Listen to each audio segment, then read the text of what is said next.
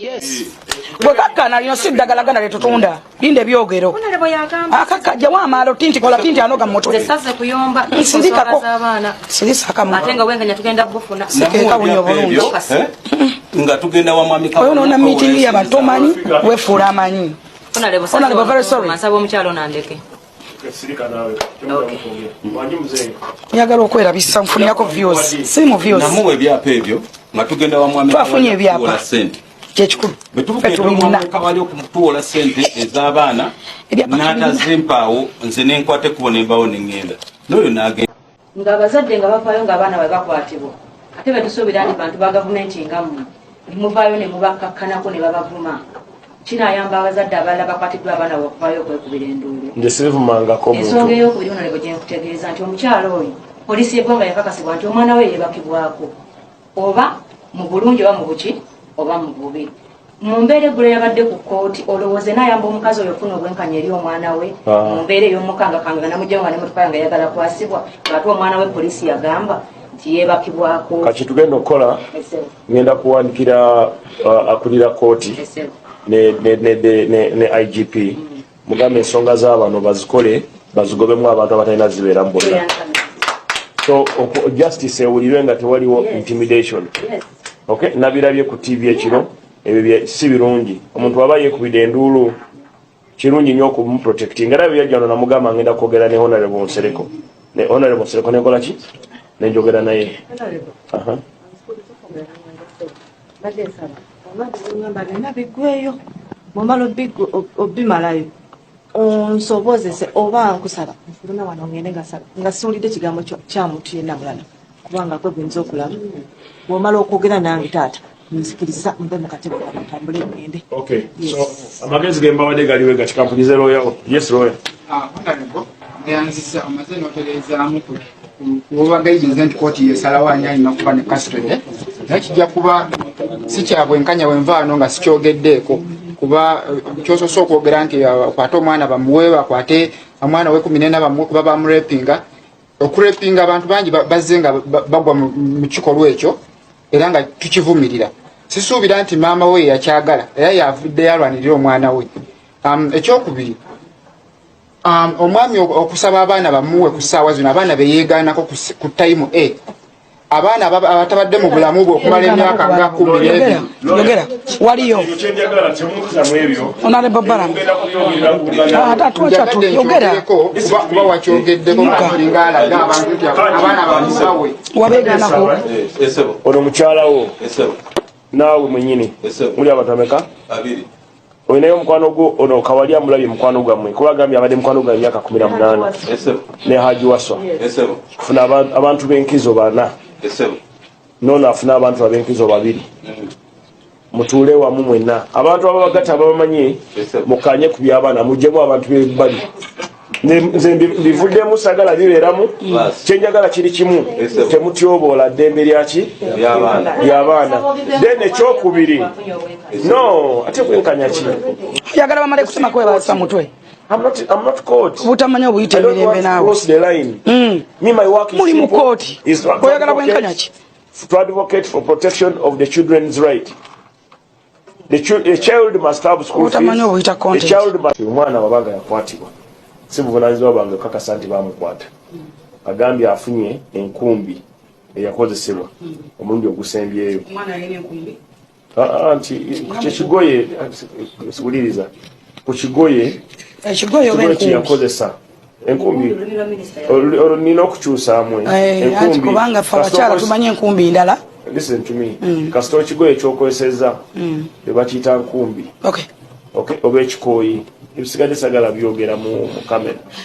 Agambye abifunye ne mugamba kale bitwalire director wa CID alina abakugu abajja okubikebera okukakasa nti kituufu ndaga butonde eri ku kigoye kino ya mwana era yaki yino omusajja nti ya musajja bwati nga kituufu nga omusajja kozesa omwana yamukozesa kibi omwana afuna obwenkanya bw'aba teyamukozesa baleete yakozesa omwana bw'aba teyamukozesa baleete omuntu yakozesa omwana ekyasinza okunuma omukyala ngamba nti omwana yabadde wano omwana yatudde wano nangamba bakabeera taata wange oyo yakankwesa emirundi egisoba mwena nemubuuza nga lwaki toyogeranga bulijjo nagamba yagamba ajja kunzita nemubuuza lwaki tewavaawo waka nonoonya kitaawo akuzaala n'omubuulirako n'akuwa obukuumi kubanga buvunanyizibwa oyo omwami wadde tabeera na mwana ye taata w'omwana naye akubudde lwaki talina lukusa ku baana be lwaki yalemu okutuukirira abaana be no ebyo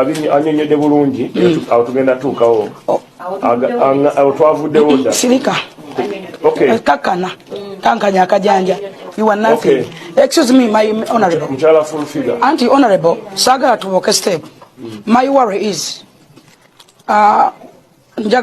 nze main point yange yananga muntu by the way emisanga giri mu kooti sagala kujogerako ebyadaga muntu nabe tubirekere police kasita walopye daga police enonyereze anti njagala ojjewo kiri kyagamba oba akimenyewo national ID ziri ssatu ekyokubiri n'ebyapa ebyapa nina mwami Matovu wa myaka 97 naye yamuwola oba naye yamwebakako kyabuvunanyizibwa oba omuntu atali muyaye mukujjukujju kuba ne national ID nya kuba yakafumbirwa emirundi emeka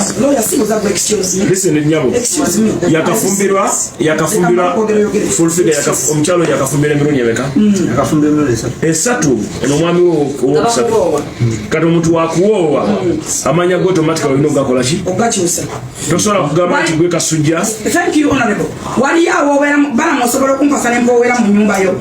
Musobola okukyusa erinnya nti nze nakangubi bala. Ngati sinabana kuva mu maka gonkyalimu. Ate ne nfuna katumba nakangubi. Is it true? Are you sure akazibwa enanga muntu yakazibwa? Excuse me lawyer, please. You just respect me. I'm the one who no! First wait. Hold on.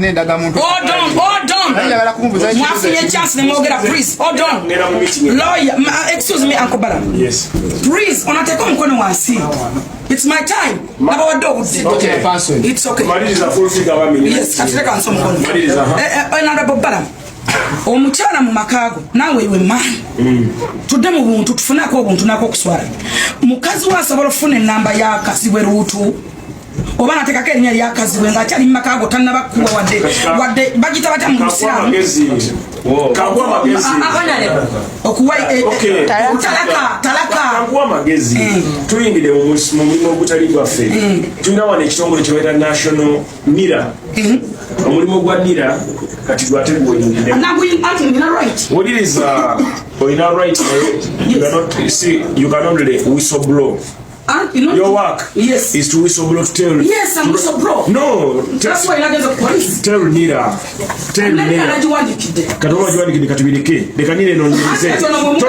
To complaining kati no bera mulamuzi. Anti sagala ono muwake oba yafune azimbe mu national ID no kuba nazo. First of all ezimu tusijana mu court ngazana. Gwe maze bibyo kati fulfila. Ate go semo loyo badoga bashi.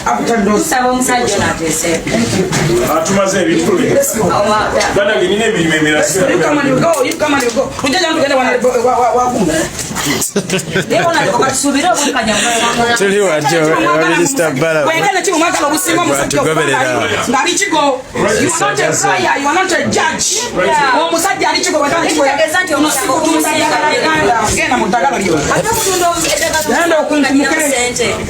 Omusajja alichigo oyagala bwenkanya ki oyina right nti yakwata oyina right nti yakwata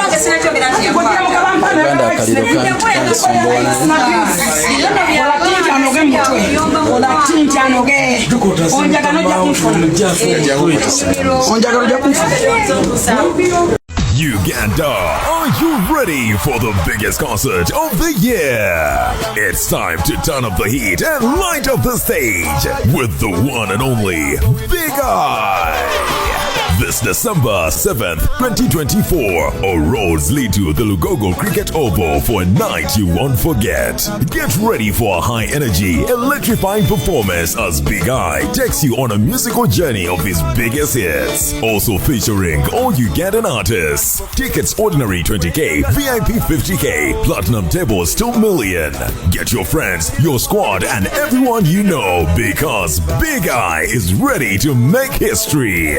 Big Eye live in concert at the Lugogo Cricket Oval, December 7th, powered by Airtel Money, Sonyuka TV, Afro Mobile, Kogino Sports Betting, Sky Pens Tours and Travels, A. Bryant's, Fines Cafe Bistro, Century Properties, Kima Home Security, Big Eye Foundation, and Climax.